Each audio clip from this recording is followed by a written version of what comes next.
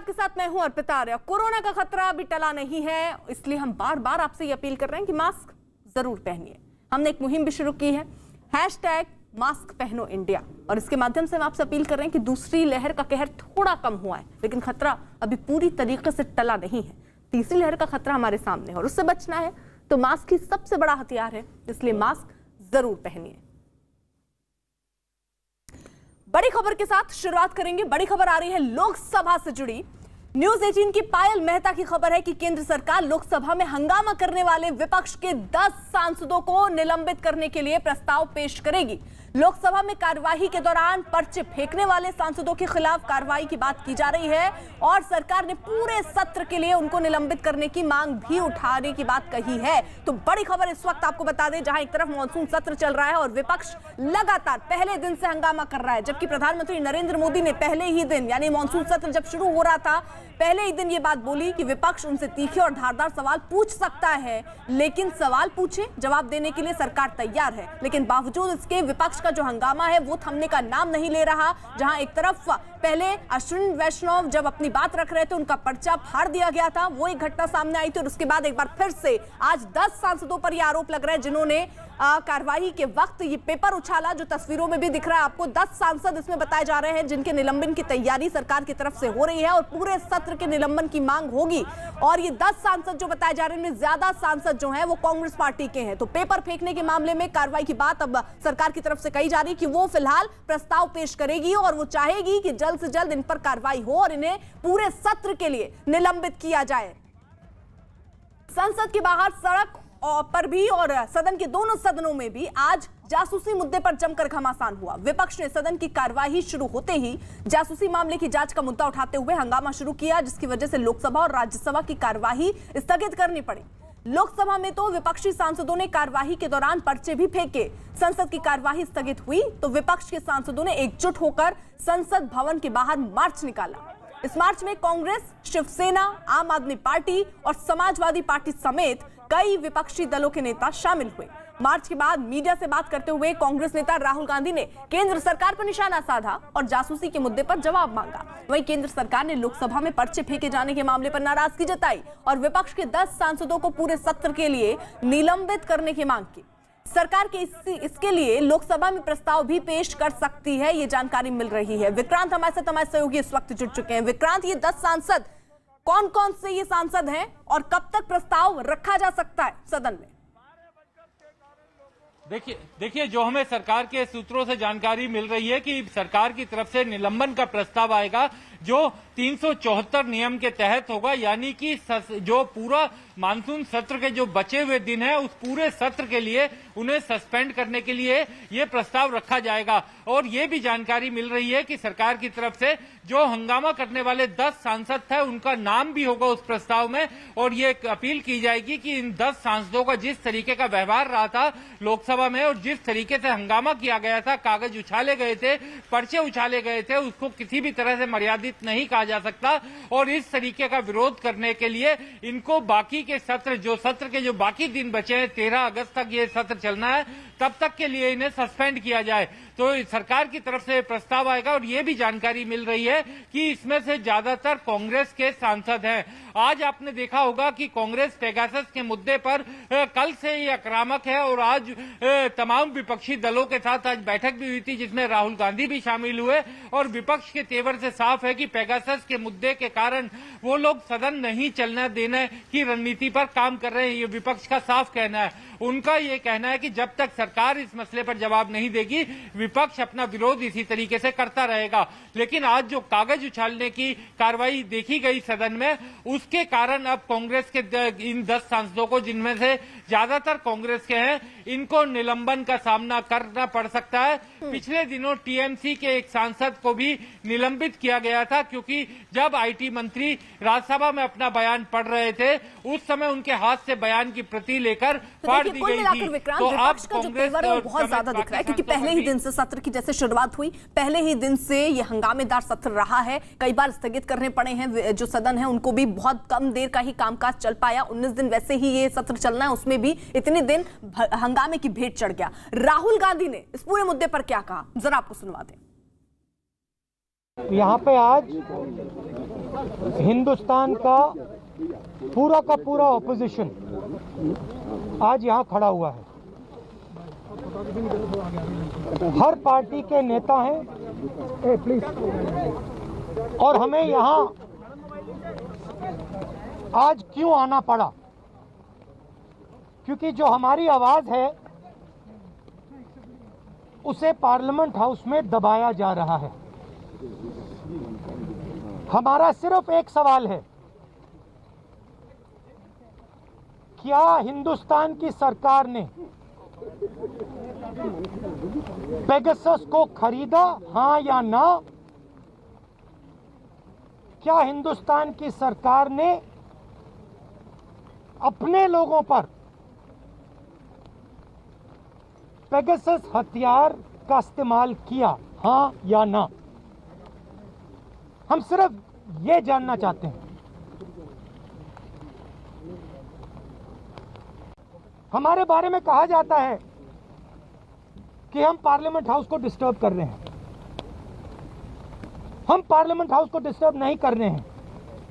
हम सिर्फ हमारी जो जिम्मेदारी है उसे पूरा करना चाहते हैं। और मैं सिर्फ एक कांग्रेस पार्टी का नेता नहीं बोल रहा हूं, हर एक पार्टी का नेता आपको यह बताएगा कि हम सिर्फ अपनी जिम्मेदारी पूरा करना चाह रहे हैं। ये जो हथियार है ये हिंदुस्तान के खिलाफ यूज किया गया है। देखिए, संसद के मॉनसून सत्र में आज भी विपक्षी दलों का हंगामा जारी रहा है। राज्यसभा और लोकसभा में विपक्ष के नेताओं ने जमकर हंगामा किया और सदन की कार्यवाही को बाधित करते हुए रहे, जिसके बाद दोनों ही सदनों को स्थगित करना पड़ा। लोकसभा में विपक्षी नेताओं ने पर्चे उड़ाए तो राज्यसभा में विपक्ष के नेता प्ले कार्ड लेकर नारेबाजी करते दिखे हैं। ये दो तस्वीरें हम आपको उस वक्त की दिखा रहे हैं। हमारे साथ हमारे सहयोगी अरुण इस वक्त जुड़ चुके हैं न्यूज रूम से। अमिताभ सिन्हा भी हमारे साथ हैं और विक्रांत यादव तो हमारे साथ बने हुए हैं। अरुण, मेरा सवाल आपसे, राहुल गांधी बाकायदा बाहर निकले, उन्होंने कहा कि उनका एक सवाल है, पेगासस का इस्तेमाल हुआ, हाँ या ना? लेकिन ये सवाल आप पार्लियामेंट में, आप सदन में नहीं पूछ रहे हैं, बाहर प्रेस कॉन्फ्रेंस में पूछ रहे हैं, जहां आपको जवाब नहीं मिलेगा। जवाब तो सदन के अंदर मिलेगा। देखिए, निश्चित रूप से अगर सदन चलता उसमें सवाल जवाब होते तो सरकार को जवाब देना पड़ता। हालांकि जो आईटी मिनिस्टर हैं अश्विनी वैष्णव, उन्होंने स्पष्ट रूप से इनकार कर दिया है कि इस तरह की कोई जासूसी नहीं हुई और इस तरह का कोई वाकया हुआ ही नहीं है। लेकिन विपक्ष लगातार ये कह रहा है, क्योंकि उसको कई खुलासे इस तरह के दुनिया भर की प्रेस में छपे हुए दिखे हैं, जिसको आधार बना करके विपक्ष और खास तौर से कांग्रेस ये कहती है कि सरकार ने जासूसी कराई है। हालांकि न तो जिस कंपनी की बात वो करते हैं वो जो इजरायल की कंपनी है उसकी तरफ से कोई आधिकारिक बयान आया, नहीं भारत सरकार इसको मानती है। लेकिन विपक्ष ये कह रहा है कि सरकार को यह जवाब देना चाहिए कि पेगासस स्पाईवेयर, जो जासूसी का स्पाईवेयर है, उसको खरीदा गया था सरकार द्वारा या नहीं। क्योंकि विपक्ष ये कहता है कि ये सिर्फ सरकार से सरकार को ही बेचा जा सकता है, तो सरकार इसमें जवाब दे सकती है। बड़ा सवाल ये है, जिस तरह की बात आप कर रही हैं, कि सवाल ये संसद में पूछा जाना चाहिए। कांग्रेस पार्टी की तरफ से लगातार ये कहा जा रहा है कि राज्यसभा और लोकसभा दोनों सदनों में नोटिस दिया जाता है कार्यस्थगन प्रस्ताव का पेगासस के मुद्दे पर, लेकिन सरकार चर्चा कराना नहीं चाहती। और इसलिए आज कांग्रेस की और संयुक्त विपक्ष की जो रणनीति थी वो यही बनाई गई कि पहले पेगासस पे ही चर्चा होगी। तथाकथित रूप से जो जासूसी हुई है इस बारे में अभी प्रमाण सरकार की तरफ से न इसको एक्सेप्ट किया गया और न ही प्रमाण है, लेकिन विपक्ष आरोप तो लगाता है। तो अब विपक्ष का ये उसकी रणनीति है कि सदन तभी चलने दिया जाएगा जब पहले पेगासस पे चर्चा हो। जब स्पष्ट रूप से पूछा गया उनसे कि क्या किसी अन्य मसले पर चर्चा के बाद पेगासस पे चर्चा नहीं हो सकती, अगर सरकार कह रही है कि अन्य मुद्दों पर चर्चा हो जाए, तो राहुल गांधी का कहना था कि यही रणनीति सरकार की, वो चाहती है कि अन्य मुद्दों पर हम चर्चा करा लें, जब पेगासस का मुद्दा आए तब सदन नहीं चलने देगी सरकार। इसलिए अड़े हुए हैं विपक्ष के तमाम नेता कि पहले पेगासस पे चर्चा हो और तभी सदन चल पाएगा। कल से लेकर आज तक जो बैठकें हुई हैं विपक्ष की, काफी आक्रामक रुख अख्तियार किया है विपक्ष ने, खासतौर से राहुल गांधी ने, जिसकी बानगी आज आपको देखने को मिली कि खुद राहुल गांधी संसद भवन से लेकर के और विजय चौक तक, वहां तक एक तरह से पैदल मार्च करते हुए सारे विपक्ष के नेताओं के साथ आए। कल शाम की ऑल पार्टी जो विपक्ष की बैठक थी उसमें वो शामिल हुए।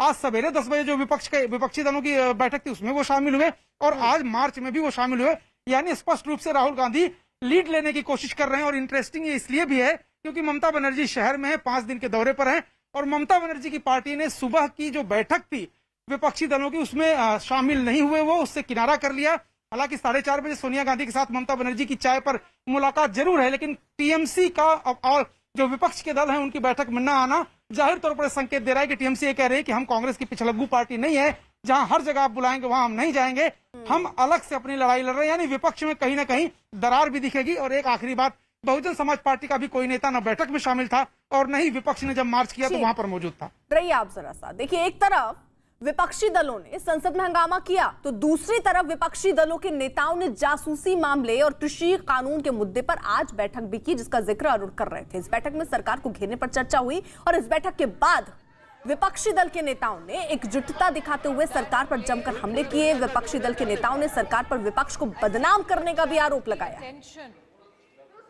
Some of the most renowned parliamentarians.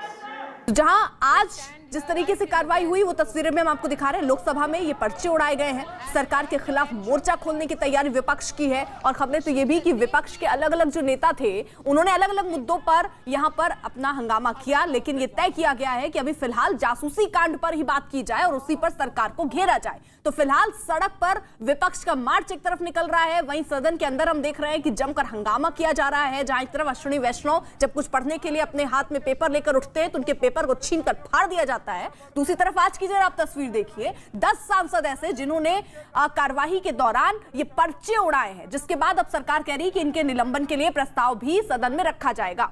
वहीं संसद में विपक्ष के हंगामे पर केंद्रीय मंत्री अनुराग ठाकुर ने विपक्ष पर हमला बोला और सदन में विपक्ष की भूमिका पर सवाल उठाए।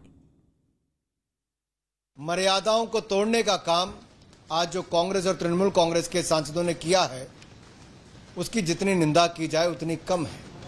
कभी स्पीकर महोदय पर कागज फेंकना, कभी मंत्रीगण के ऊपर कागज फेंकना, कभी तख्ती आगे लेकर आना, तो अब तो पत्रकार गैलरी तक भी कागजों को फेंकना और जो अधिकारी वहां पर बैठे हैं उनके ऊपर चढ़ चढ़कर उनको दबाना, कागज फेंकना, ये अपने आप में दुनिया के सबसे बड़े लोकतंत्र को शर्मसार करने की घटनाएं हैं। अमिताभ जी भी हमारे साथ बने हुए हैं। अमिताभ जी, क्योंकि आप एक लंबे वक्त से जो सदन में कार्यवाही चलती है उसको देखते आ रहे होंगे, ये जो घटनाएं हमने पिछले कुछ दिनों में देखी, चाहे वो अश्विनी वैष्णव के हाथ से पेपर छीनना हो, उसको फाड़ देना हो, या आज जिस तरीके से पेपर उछाला गया है और हंगामा किया गया है, ये आपने देखा इतिहास में पहले? और देखिए, अब मुझे तो याद आता है कि जब तहलका कांड हुआ था तब भी 21 दिन तक सदन नहीं चलने दी थी कांग्रेस ने, तब वाजपेयी जी की सरकार थी और 21 दिन तक हो हल्ले के बाद सदन स्थगित कर दिया जाता था। वो 21 दिन उतना लंबा रिकॉर्ड आज तक नहीं रहा है, लेकिन इस बार लगता है पूरा का पूरा सत्र मुझे लगता है हंगामे की भेंट चढ़ने वाला है। पेगासस सॉफ्टवेयर स्पाईवेयर का मामला हो, चाहे किसान का मामला हो, विपक्ष इस बार गतिरोध तोड़कर बातचीत करने के मूड में नहीं है। मैंने पहले भी कहा था ये पॉइंट स्कोर करने का है, देश भर में संदेश देना है कि सरकार सदन चलाना नहीं चाहती। लेकिन दो बातें साफ हो रही हैं। आज जो सरकार ने भी पूछा है, क्या जब नेहरू थे, जब इंदिरा गांधी थी या राजीव गांधी भी थे, तो क्या विपक्ष ऐसी हरकतें करता था? क्या ऐसे पर्चे फाड़कर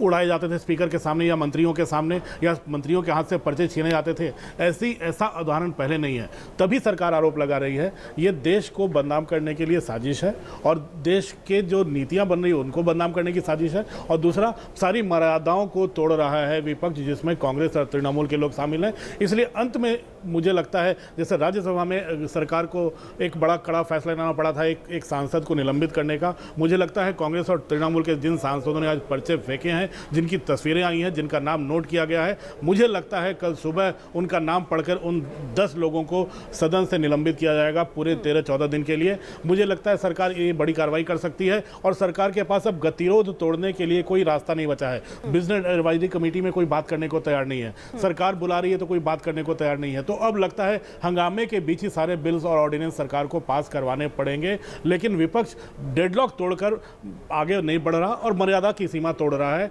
ये बात तो सब देश की जनता भी देख रही है। रही आप जरा सा देखिए, विपक्ष के नेताओं ने जासूसी मामले में सरकार पर हमले तेज कर दिए हैं। विपक्षी दलों की बैठक के बाद इन नेताओं ने संसद से विजय चौक तक एक मार्च भी निकाला। इस बैठक में राहुल गांधी समेत कई पार्टियों के नेता मौजूद रहे। तो 10 सांसदों के निलंबन की मांग भी इसी के साथ उठाई जा रही है। यानी आप देखिए, जहां संसद में हंगामा, संसद से सड़क तक हंगामा विपक्ष जो है उसको लेकर कर रहा है। विपक्ष ने एक रणनीति बनाई है कि अभी फिलहाल जासूसी कांड पर ही सरकार को घेरा जाए और उसी को लेकर लगातार अपने स्वर को मुखर करते हुए विपक्ष के तमाम नेता नजर आ रहे हैं। आज 10 सांसदों ने पेपर उछाला जिन पर निलंबन की बात अब सामने आ रही है। सरकार प्रस्ताव ये रखेगी और मांग करेगी कि पूरे सत्र के लिए इन्हें निलंबित किया जाए और इनमें से ज्यादातर कांग्रेस के सांसद हैं। इस मार्च के बाद राहुल गांधी ने पत्रकारों से बात करते हुए सरकार पर हमला बोला, जबकि बीजेपी ने इस हंगामे पर विपक्ष की नीयत पर सवाल उठाए। बीजेपी नेता संबित पात्रा ने विपक्ष पर संसद को बेवजह रोकने का आरोप लगाया, साथ ही मंत्री के हाथ से कागज छीनकर फाड़ने की घटना की निंदा भी की। ये लोकतंत्र के खिलाफ इस्तेमाल किया गया है। ये प्राइवेसी का मामला नहीं, मेरे लिए प्राइवेसी का मामला नहीं, मेरे लिए ये एंटी नेशनल काम है। नरेंद्र मोदी जी ने और अमित शाह जी ने हिंदुस्तान की लोकतांत्रिक आत्मा पर चोट मारी है। इसीलिए हम पेगासस पे डिस्कशन चाहते हैं और इसीलिए हम पेगासस पे डिस्कशन होने से पहले हम कहीं नहीं जाएंगे। जब आदरणीय प्रधानमंत्री जी मीटिंग रखवाते हैं कि सभी पार्टी के लोग, सभी दल के लोग आए, हम एकजुट होकर बैठेंगे, तीसरी लहर में किस प्रकार लड़ाई लड़नी है, हर जिले में कैसे एक ऑक्सीजन प्लांट खुलना है, उस पर हम चर्चा करेंगे, तो ये कांग्रेस वाले नदारत रहते हैं। उस समय वो दिखते नहीं है, वो उस मीटिंग का बहिष्कार करते हैं। जनता जनार्दन सब देख रही है। राहुल गांधी, आज आप कह रहे हैं हमारे लिए पेगासस सबसे महत्वपूर्ण है। हमारे एक झूठे मुद्दे को, एक मैन्युफैक्चर्ड मुद्दे को आप कह रहे हैं कि यह हमारे लिए सबसे महत्वपूर्ण है। हमारे लिए कोरोना महत्वपूर्ण नहीं है। अमिताभ जी, जिस तरीके से आप कह रहे थे, ये नंबर गेम पूरा चल रहा है। विपक्ष दिखाना चाह रही कि सरकार मुद्दे उठाने नहीं दे रही, लेकिन जो सदन की कार्यवाही में दिख रहा है उसमें तो सीधे सीधे ये दिख रहा है कि विपक्ष बात करने को तैयार नहीं है। यहां पर पहले ये खबरें आई कि चलिए आप सर्वदलीय बैठक बुलाइए, उसमें मिलेंगे, उसमें बात करेंगे, चर्चा करेंगे, लेकिन उसमें भी मिलने के लिए तैयार नहीं, उसमें भी बात नहीं कर रहे हैं। तो सर, ये तो हंगामा ही बीतेगा, केवल चर्चा तो हो नहीं पाएगी। पहले दिन से मैं बोल रहा हूँ, डेडलॉक से आगे बढ़ने को तैयार नहीं है विपक्ष। विपक्ष ने अपनी मंशा पहले ही साफ कर दी है कि सदन को इन मुद्दों को उठाकर हमें चलने नहीं देना है, हमें कोई बात नहीं करनी है। अगर बातचीत का रास्ता वेंकैया नायडू चेयरमैन राज्यसभा ने भी खोला, बातचीत का रास्ता स्पीकर लोकसभा ओम बिरला ने भी खोला, लेकिन कल दोनों की जुबान पर जो तलखी दिखी है कि ये कंपटीशन कर रहे हैं विपक्ष के लोग अपने अपने अपने मुद्दे उठाने का। जनता के लिए अगर कंपटीशन करें तो ज़्यादा बेहतर होगा, जनता के मुद्दे उठाने का। उधर वेंकैया नायडू भी की भाषा भी काफ़ी तल्ख और सख्त रही है विपक्ष के इस रवैये को लेकर। तो मुझे लगता है जो ऑल पार्टी मीटिंग बुलाई गई थी, जो सर्वदलीय बैठक बुलाई गई थी, जो सदन के अंदर बिजनेस एडवाइजरी कमेटी होती है जिसमें सभी दलों के फ्लोर लीडर्स हिस्सा लेते हैं और तय करते हैं क्या करना है, जब इन बैठकों में चर्चा नहीं हो पा रही है तो मुझे नहीं लगता कि विपक्ष बातचीत करने को तैयार है। जब प्रधानमंत्री ने पहले दिन ही खुला प्रस्ताव दे दिया कि आइए हम चर्चा करेंगे, जिस मुद्दे पर आपको चर्चा करनी है कीजिए, जिस नियम के तहत आपको चर्चा करनी है कीजिए, सरकार तैयार है, आइए बैठिए, समय तय कीजिए। लेकिन विपक्ष अगर आगे नहीं बढ़ रहा है तो सीधा सा है, विपक्ष अपनी राजनीति गरमाने में लगा हुआ है। उसे लग रहा है ये जो मुद्दे हैं वो सदन न चलने देकर वो जनता के बीच में ज़्यादा बेहतर तरीके से पहुंचेंगे। लेकिन मुझे लगता है जब सदन बैठता है, लोकसभा या राज्यसभा बैठती है, संसद का सत्र होता है, तो जनता चाहती है कि उससे जुड़े हुए मुद्दे सदन के अंदर उठें, उनके रोजमर्रा की जिंदगी से, उनकी मुश्किलों से जुड़े हुए मुद्दे उठें। लेकिन जब विपक्ष उठने नहीं देगा तो अब फैसला देश की जनता को करना है। कम से कम सरकार एक कोशिश कर रही है, एक पहल कर रही है विपक्ष को साथ लाने की, बात करने की। ये बात भी अनदेखी नहीं जाएगी। आप रहिए जरा साथ। इसी बीच एक बड़ी खबर आ रही है, जल्दी से उसका रुख कर लेते हैं। बड़ी खबर ममता बनर्जी से जुड़ी हुई। 5 दिन के दिल्ली दौरे पर पहुंची पश्चिम बंगाल की सीएम ममता बनर्जी आज सोनिया गांधी से मुलाकात करेंगी और यह मुलाकात शाम 4:30 बजे सोनिया गांधी के आवास पर हो सकती है। और इसके अलावा ममता बनर्जी शाम 6 बजे दिल्ली के मुख्यमंत्री अरविंद केजरीवाल से भी मुलाकात करेंगी। ममता की इस कवायद को 2024 के चुनाव से जोड़कर देखा जा रहा है और यह माना जा रहा है कि 2024 के लोकसभा चुनावों से पहले Mamata Banerjee anti BJP front तैयार करने की कोशिश में जुटी हुई हैं और इन्हीं कोशिशों के तहत ये बैठकों का दौर भी जारी है। एक और दिल्ली दौरे पर पहुंची बंगाल की मुख्यमंत्री ममता बनर्जी विपक्ष को एकजुट करने में जुटी हैं। वहीं आज संसद भवन में राहुल गांधी की अगुवाई में हुई विपक्ष की बैठक में टीएमसी सांसद नजर नहीं आए। हालांकि टीएमसी सांसद डेरेक ओब्रायन ने इसके लिए ममता के साथ अहम बैठक का हवाला दिया। तो राहुल गांधी की अगुवाई में जो बैठक विपक्ष की हुई उसमें कोई टीएमसी का नेता नहीं पहुंचा, लेकिन वहीं दूसरी तरफ अब सोनिया गांधी से मुलाकात होनी है ममता बनर्जी की, ये भी जानकारी मिल रही है कि किसानों से भी वो मिल सकती है। सारी संभावनाएं अभी जताई जा रही है, लेकिन ये चाय पर चर्चा जरूर होनी है सोनिया गांधी के साथ। वहीं बंगाल बीजेपी अध्यक्ष दिलीप घोष ने ममता के दिल्ली दौरे पर क्या कहा, जरा सुनिए। पश्चिम बंगाल मुख्यमंत्री ममता बनर्जी की दिल्ली यात्रा पर हमारे साथ बात करने के लिए पश्चिम बंगाल बीजेपी के अध्यक्ष दिलीप घोष जी हैं। सर, ये यात्रा पॉलिटिकल अपोजिशन रीअलाइनमेंट के लिए है, विपक्षी एकता को एकजुट कर रही है। देखिए, इस प्रकार प्रयास आज नहीं है, 50 साल से हो रहा है।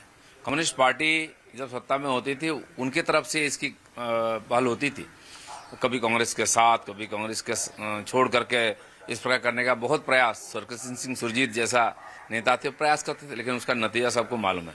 आज भाजपा सत्ता में इसे उसके अगेंस्ट में जुटबद्ध होंगे स्वाभाविक, लेकिन ये भी निर्णय नहीं कर पाते कांग्रेस को ले कि नहीं ले।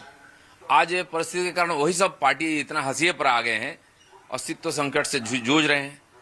बहुत सारे पार्टियों की प्रतिनिधि लोकसभा तक नहीं पहुंचे हैं, और पिछले 19 साल में भी एक बार प्रयास ममता बनर्जी के नेतृत्व में हुआ था, उसका रिजल्ट सबको मालूम है। इसलिए होना कुछ नहीं है, थोड़ा सा लोगों को दिखाने का हम अभी जिंदा हैं, अस्तित्व में है। और ममता बनर्जी चारों तरफ संकट से घिर रही है, प्रशासनिक जो उनकी अयोग्यता वो साबित हो रही है, कानून व्यवस्था टूट चुकी है, लोकतंत्र नहीं है, इकाई चुनाव नहीं हो रही है। इस प्रकार परिस्थिति में और लोगों को, कर्मचारियों को तनख्वाह देने के लिए उनको पैसा नहीं है, ये सारी बातों को लेकर वो प्राइम मिनिस्टर से मिलने आए और खुद हार चुकी है चुनाव और पीछे के दरवाजे से मुख्यमंत्री बन के बैठी है, इसीलिए उसका भी जल्दी बायो इलेक्शन हो इसके लिए गुहार लगा रहे हैं। दिल्ली में विपक्ष के नेताओं से मुलाकात और चुनाव की तैयारियों पर ममता बनर्जी ने क्या कहा, जरा सुनिए। लोकसभा अभी देर है, लेकिन प्लानिंग तो पहले से ही करना पड़ता है। जैसे यूपी का इलेक्शन है, पंजाब का इलेक्शन है, त्रिपुरा का इलेक्शन है। तो ममता के दिल्ली दौरे पर कांग्रेस नेता उन्होंने क्या कहा, जरा वो भी सुनिए। असम के पड़ोसी राज्य से ताल्लुक रखते हैं और बहुत अहम आपने जिम्मेदारी भी आपने निभाई है, तो ये बताइए कि इस मोमेंटम को, ममता की इस कोशिश को, विपक्षी एकता की कोशिश को कैसे देखते हैं और आपकी पार्टी कैसे ले रही है, कांग्रेस पार्टी कैसे ले, क्योंकि सोनिया गांधी से आज मुलाकात है। वो तो हमारा हाईकमान तय करेगा, लेकिन ये बात सही है, बीजेपी को ये देश को बचाने के लिए हर हालत में 2024 में हम बीजेपी को रुकना है, और बीजेपी को रुकने के लिए सारे ओपोजिशन जो बीजेपी विरोधी जितना भी पार्टी है सबको एक होना बहुत जरूरी है। तो देखिए, ये कांग्रेस के वरिष्ठ नेता थे और इनका भी यही मानना है कि विपक्षी जो एकजुट होना जरूरी है, तो कांग्रेस के अंदर भी ऐसी भावना है और इस तरीके की जो फीलिंग है, तो इस मुलाकात के बाद ये उम्मीद कर सकते हैं कि एक कदम आगे जरूर बढ़ेगा दोनों पार्टी की ओर से। ममता के दिल्ली दौरे पर बीजेपी नेता उमा भारती ने क्या कहा, जरा आपको जल्दी से वो भी सुनवाते हैं। ममता बनर्जी कह रही हैं कि हम पूरे देश में चुनाव लड़ेंगे। कल उन्होंने दिल्ली में कई पार्टियों के नेताओं से मिली और वो कह रहे हैं कि उत्तर प्रदेश आ रहे हैं। क्या है कि बंगाल का जो चुनाव हुआ है उसके अंतिम 2-3 चरणों के जो हालात बने हैं, जिसमें कि हमारी रैलियां रुक गई, अन्य बातें भी हो गई, तो उसके कारण उनके दिमाग में ये बात बैठ गई है कि अब वो देश की नेता हैं। वो जिस प्रकार की राजनीति कर रही हैं, जहाँ जहाँ ममता बनर्जी जाएंगी वहाँ वहाँ उन पार्टियों का नुकसान हो जाएगा जो ममता बनर्जी को साथ खड़ी दिखेंगी। इसलिए ममता बनर्जी अपने बारे में गलतफहमी दूर कर लें और ममता बनर्जी के बारे में दूसरे लोग अपनी गलतफहमी दूर कर लें। वो खुद का विधानसभा चुनाव हारी हैं, खुद का जी, जो मुख्यमंत्री की उम्मीदवारी जिसके नेतृत्व में चुनाव हो रहा हो बंगाल का, वो अपने ही विधानसभा नंदीगांव में शुभेंदु अधिकारी से चुनाव हार गई। तो नैतिकता का तकाजा तो यह था कि उन्हें मुख्यमंत्री पद की शपथ नहीं लेनी चाहिए थी, क्योंकि उनकी अपनी विधानसभा के लोगों ने उनको नकार दिया और वो चुनाव हार गई खुद की विधानसभा में। जो खुद की विधानसभा न जीत पाई हो, वो देश को कहाँ जिता पाएगी, पता नहीं कहाँ के मुगालते पाल लिए हैं। राजस्थान में गहलोत और पायलट गुट के बीच जारी घमासान को शांत करने की कवायद कांग्रेस ने अब तेज कर दी है और इसी वजह से राज्य में होने वाले मंत्रिमंडल विस्तार से पहले प्रभारी अजय माकन 2 दिन के दौरे पर जयपुर पहुंचे। वहां उन्होंने कांग्रेस विधायकों से बात की और मंत्रिमंडल विस्तार के बारे में राय ली। साथ ही मंत्रियों के कामकाज के बारे में भी चर्चा हुई और खबर है कि विधायकों से ली गई राय के बाद ही मंत्रिमंडल विस्तार किया जाएगा। साथ ही गहलोत और पायलट गुट के बीच चली आ रही खींचतान को कम करने की कोशिश की जाएगी। खबर है कि सोनिया गांधी इसी महीने विदेश दौरे पर जा रही हैं और उनके लौटते ही राजस्थान में मंत्रिमंडल विस्तार किया जाएगा। अजय माकन से मुलाकात के बाद कांग्रेस विधायकों ने क्या कहा, सुनिए। हमारे साथ है कांग्रेस विधायक वेद प्रकाश सोलंकी और अभी अजय माकन से मुलाकात करके आएंगे। सर, क्या मुलाकात हुई है और क्या बात हुई है, क्या आपने क्या पक्ष रखा? नहीं, जो भी पक्ष था वो बात हमने अपनी रख दी है। फॉर्मेट में एक सेट फॉर्मेट था, सेट फॉर्मेट में जो भी उन्होंने सवाल पूछे हमने अपने जवाब दे दिए। कुछ लिखित फॉर्मेट था? नहीं, फॉर्मेट तो उनका खुद का फॉर्मेट था, जो भी क्वेश्चन आंसरिंग थी वो सब चीज़ हो गई है और जो अंदर बात जो कहनी थी, अपनी बात को कहनी थी, वो हमने कह दिया। मंत्रियों की परफॉर्मेंस के बारे में पूछा? प्रभारी मंत्रियों के परफॉर्मेंस के बारे में पूछा गया था, उसके बारे में हमने पूरी जानकारी दे दी है। प्रभारी जिलों के बारे में पूछा था, मैं महामंत्री भी हूँ कांग्रेस संगठन का, उसके बारे में पूछा गया था, उसकी जानकारी भी दे दी। सरकार की परफॉर्मेंस के बारे में? सरकार की परफॉर्मेंस के बारे में विशेष रूप से कोई नहीं पूछा गया, लेकिन हमने अपनी बात को रख दिया है। आपको क्या लगता है, आपने जो बात रखी है, आप कहते हैं सरकार की परफॉर्मेंस के बारे में भी रखी है, क्या उस बात पे गौर किया जाएगा, उसके आधार पर फेरबदल होंगे? देखो, जो भी रिजल्ट आएगा अच्छा आएगा, मैं तो ये कहता हूँ। रिजल्ट पे ध्यान दीजिए, रिजल्ट होगा वो अच्छा होगा, हम तो ये विश्वास कर सकते हैं। कब तक ये रिजल्ट आ जाएगा? ये रिजल्ट की तारीख तो हमने तो एग्जाम अपना दे दिया है, अब तारीख की घोषणा तो ये करेंगे, रिजल्ट कब घोषित करेंगे। उम्मीद आपको? हमें तो उम्मीद है कि 10 से 15 दिन के अंदर अंदर हो जाना चाहिए, मेरे हिसाब से तो जो भी कुछ होना है। सचिन पायलट दिल्ली क्यों गए? सचिन निजी कार्यों से गए थे, कल ही चले गए थे वो, 2 दिन बाद में वापस लौट के आएंगे और आप लोगों के बीच में रहेंगे। कैमरा मनीष के साथ भवानी सिंह, जयपुर, न्यूज़ 18 इंडिया। आप बताएं कि आप मिले हैं, मुलाकात हुई है आपकी, और क्या फीडबैक मांगा गया, क्या दिया है आपके उसमें? 2.5 साल कांग्रेस की सरकार को चलते हुए क्या हमारे अचीवमेंट है, क्या हमारे काम हैं। चिरंजीवी योजना जैसी योजनाएं इतनी प्रभावी, जिसको पूरे देश में सराहा गया। कोरोना मैनेजमेंट पूरी दुनिया में नाम रोशन हुआ कि राजस्थान का कोरोना मैनेजमेंट बेस्ट था। वैक्सीनेशन वेस्टेज के बारे में भारतीय जनता पार्टी ने एलिगेशन लगाए और बाद में रिजल्ट जब ओरिजिनल फिगर सामने आया तो ये आया कि राजस्थान में वेस्टेज नहीं हुई, बल्कि राजस्थान में एक्सेस डोज लगाई गई। तो सब बातों पे चर्चा हुई, इनको कैसे ज्वलंत मुद्दों को प्रभावी ढंग से सरकार में लागू किया जाए, इन सब बातों पर मंत्रियों की। जल्दी से जरा एक नजर डाल लेते हैं टोक्यो ओलंपिक्स में आज भारत के प्रदर्शन पर। भारत की स्टार बैडमिंटन खिलाड़ी पीवी सिंधु ने अपने ग्रुप राउंड के मुकाबले में हांगकांग की खिलाड़ी को एक तरफा मैच में 2-0 से हरा दिया। सिंधु ने 36 मिनट तक चले इस मुकाबले में 21-9, 21-16 से जीत हासिल की। इसके पहले भारतीय महिला हॉकी टीम को दूसरे हाफ में बेहतर प्रदर्शन के बावजूद धीमी शुरुआत का खमियाजा ग्रेट ब्रिटेन के खिलाफ 1-4 की हार के साथ भुगतना पड़ा। ये उनकी लगातार तीसरी हार है। भारत की तरफ से एकमात्र गोल शर्मिला देवी ने 23वें मिनट में किया। तो भारतीय रोइंग टीम फाइनल में जगह बनाने में कामयाब नहीं रही। अर्जुन लाल जाट और अरविंद सिंह सेमीफाइनल में आखिरी स्थान पर रहे। हालांकि अर्जुन और अरविंद का सेमीफाइनल में पहुंचना ओलंपिक्स में भारतीय टीम का सर्वश्रेष्ठ प्रदर्शन है। वहीं भारत के अनुभवी तीरंदाज तरुणदीप राय अपने से कम रैंकिंग के इजरायली खिलाड़ी से शूट ऑफ में 5-6 से हार गए। तीरंदाज प्रवीण जाधव भी अपना पहला मैच जीतने के बाद विश्व रैंकिंग में नंबर 1 खिलाड़ी से हार गए। वर्ल्ड नंबर 1 तीरंदाज दीपिका कुमारी ने भूटान की कर्मा को राउंड ऑफ 32 में सीधे सेटों में 6-0 से हराया। दीपिका ने पहला सेट 26-23, दूसरा सेट 26-23 और तीसरा सेट 27-24 से जीता। टोक्यो ओलंपिक्स में आज क्या होने वाला है, जरा उस पर भी एक नजर डाल लेते हैं। तो आज 2:30 बजे बैडमिंटन का मैच होना है। बी साई प्रणीत, उन पर काफी निगाहें होने वाली हैं। तो ये आज के मुकाबले जिन पर भी हम जल्दी से नजर डाल रहे हैं, बॉक्सिंग की उम्मीद पूरा करेंगी पूजा रानी क्या, ये एक बड़ा सवाल है, क्योंकि उन पर भी उम्मीद बनी हुई है। 2:30 बजे मैच होना है बॉक्सिंग का। और टोक्यो ओलंपिक्स में की मेडल टैली में अगर नजर डालें तो अमेरिका, चीन और जापान के बीच टक्कर देखने को मिल रही है। भारत के लिए एथलीट मीराबाई चानू ने वेटलिफ्टिंग में सिल्वर मेडल जीता।